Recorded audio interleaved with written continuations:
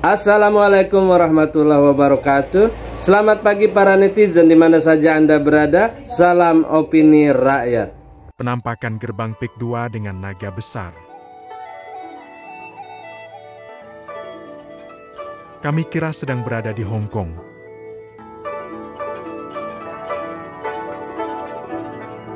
Inikah yang disebut proyek strategis nasional?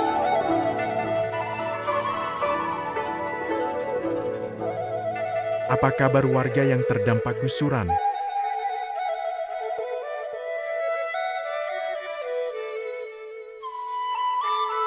Sudahkah mereka mendapatkan hak-haknya?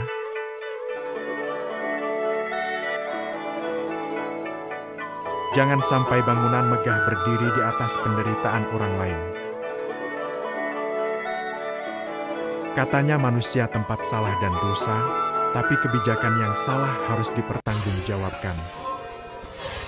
Indonesia, mana jati dirimu? Saya tidak berjuang untuk diri saya berjuang untuk seluruh rakyat Banten. Tapi rakyat Banten dikirim ke rumah saya untuk mendemo saya. Minggu lalu saya ke wilayah, saya dikejar-kejar oleh Satpam.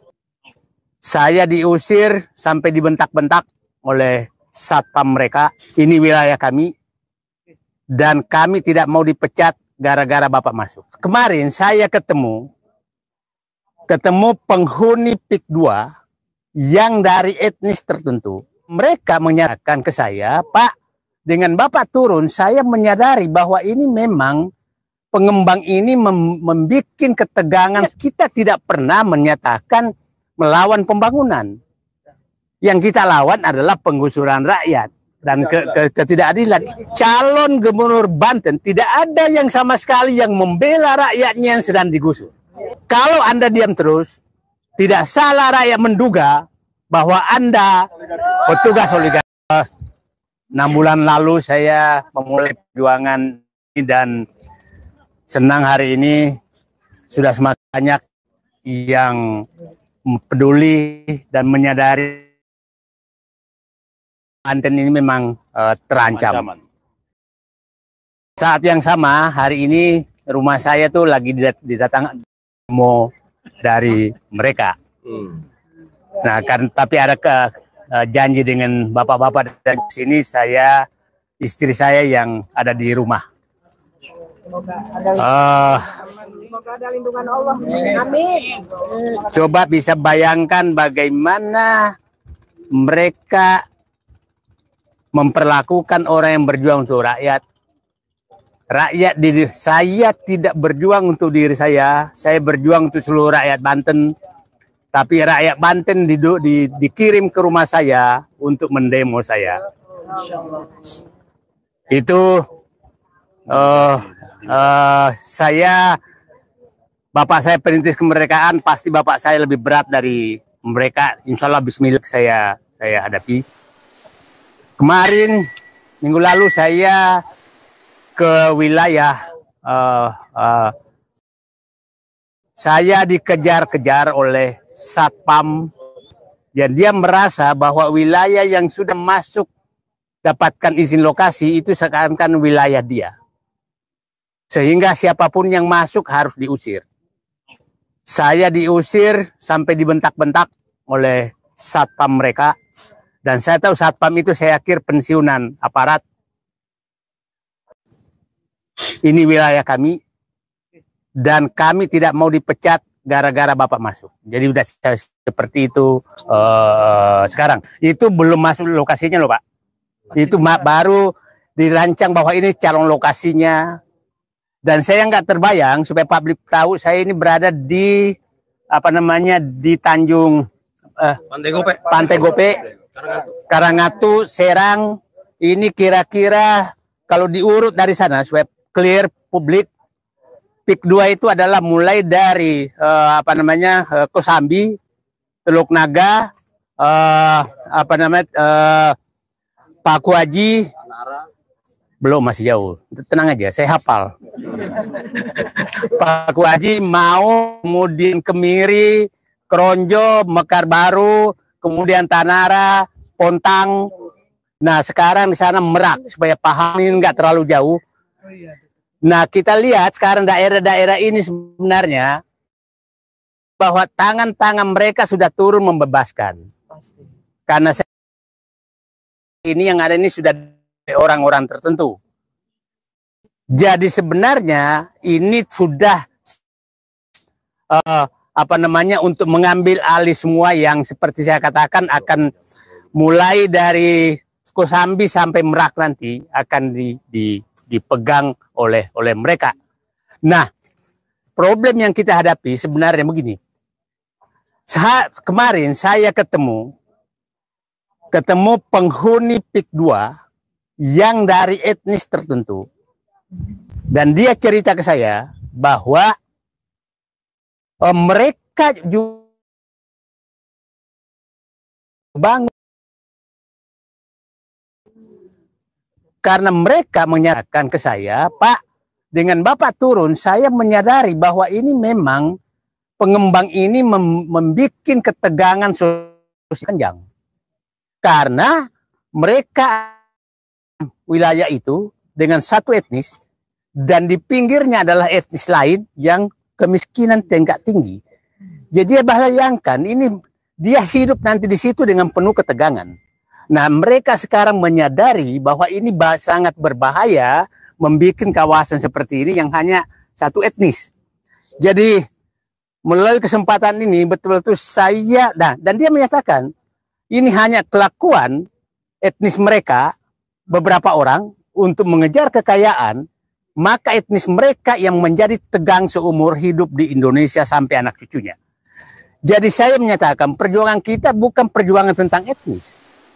Perjuangan kita adalah tidak boleh ada etnis yang tegang antar etnis sehingga negara ini bisa kacau.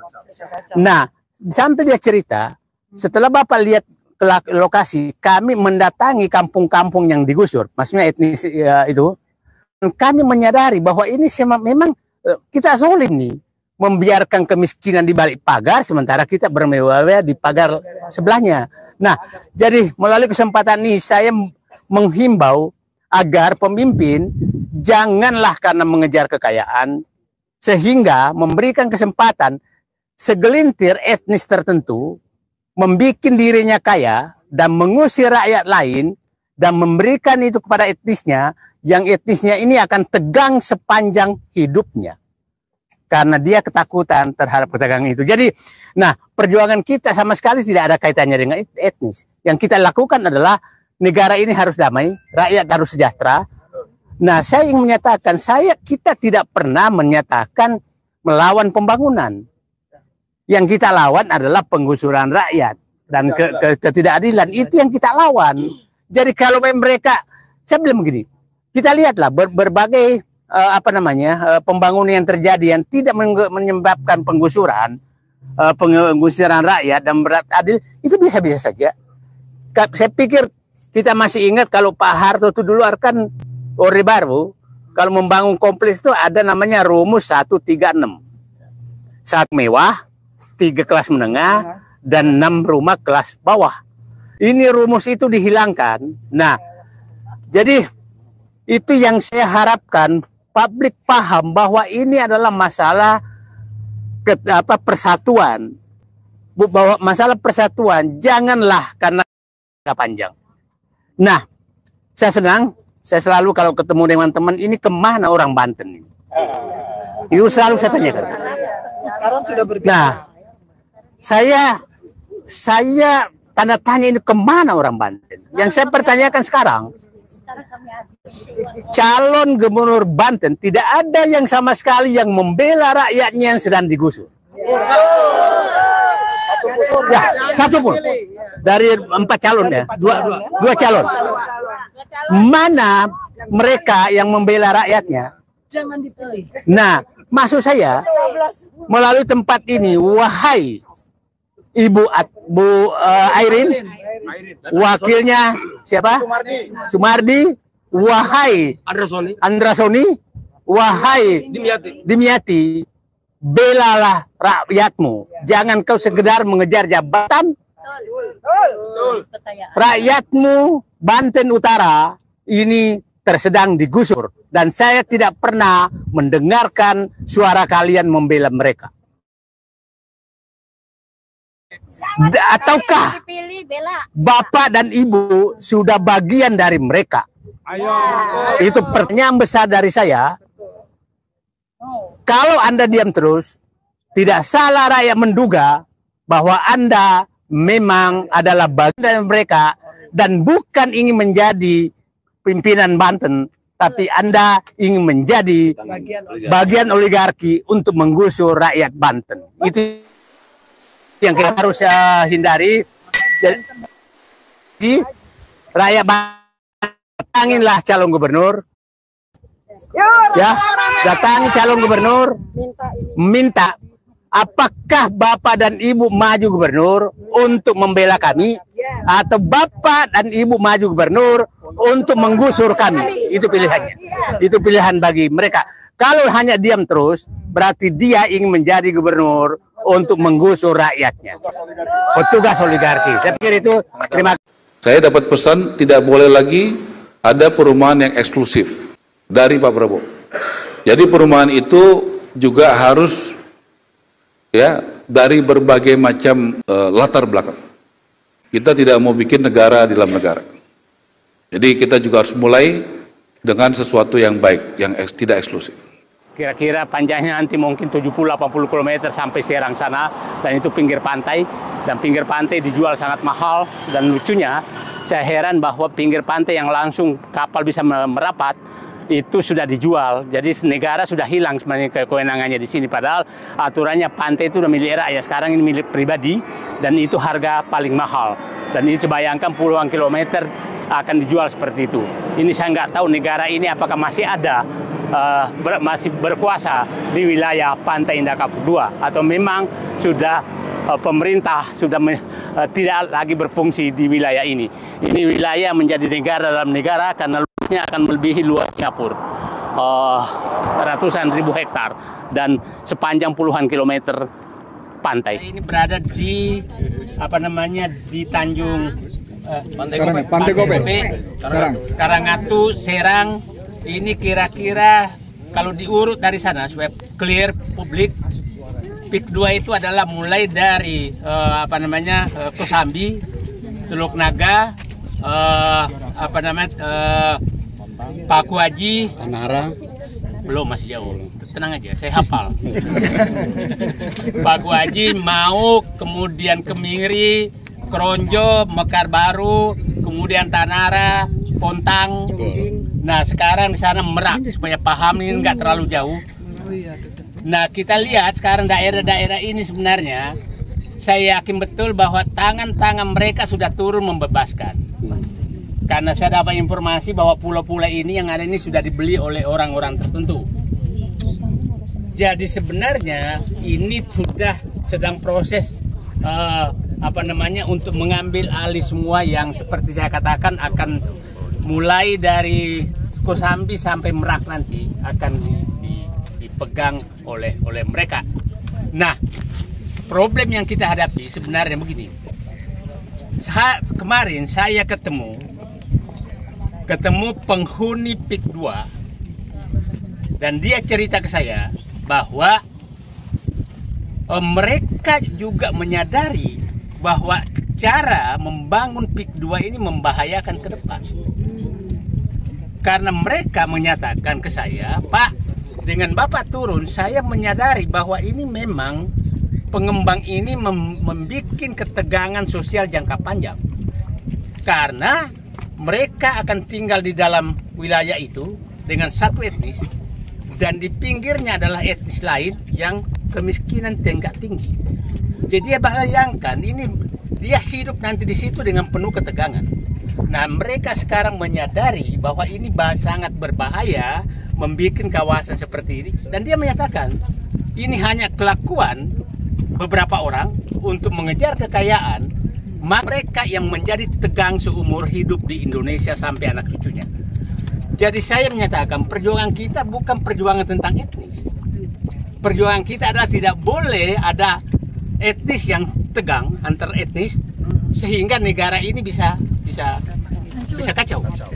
Dan kami menyadari bahwa ini memang tidak zolim nih, membiarkan kemiskinan di balik pagar sementara kita bermewah-mewah di pagar sebelahnya. Yang kita lakukan adalah negara ini harus damai, rakyat harus sejahtera. Nah, saya ingin menyatakan, kita tidak pernah menyatakan melawan pembangunan. Yang kita lawan adalah penggusuran rakyat. Ketidakadilan itu yang kita lawan. Saya pikir kita masih ingat kalau Pak Harto itu dulu kan Orde Baru, kalau membangun kompleks itu ada namanya rumus 136. 1 mewah, 3 kelas menengah, dan 6 rumah kelas bawah. Ini rumus itu dihilangkan. Nah, saya senang, saya selalu kalau ketemu dengan teman ini, kemana orang Banten? Saya bertanyakan sekarang, calon gubernur Banten tidak ada yang sama sekali yang membela rakyatnya yang sedang digusur. Satu pun dari 4 calon. Dua calon, Pak. Mana mereka yang membela rakyatnya? Jangan dipilih.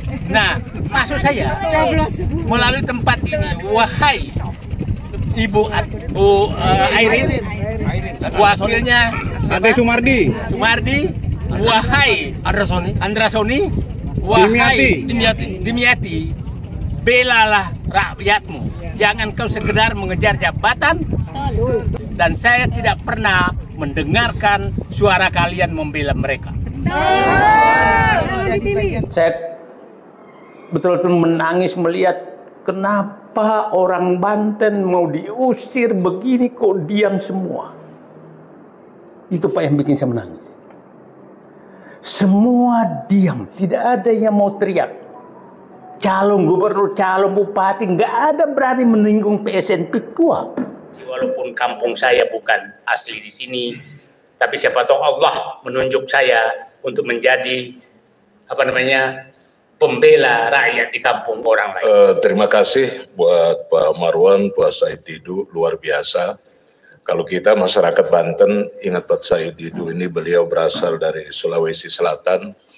Sebenarnya kita punya kenangan yang luar biasa dalam sejarah Banten. Bahwa ketika kekuasaan dipegang oleh Sultan Ageng Tirtayasa, memang menghadapi kolonialisme Belanda yang begitu hebat dan begitu jahat, begitu zalim, dan saat itu juga bukan mantu, ada penasehat yang diminta untuk menjadi penasehat daripada Sultan Ageng Tirtayasa adalah seorang ulama, yaitu Syekh Yusuf Al-Makassari. Yang malu itu kita ini sebagai masyarakat Banten yang melihat kezaliman di depan mata terus kita diam saja, ya.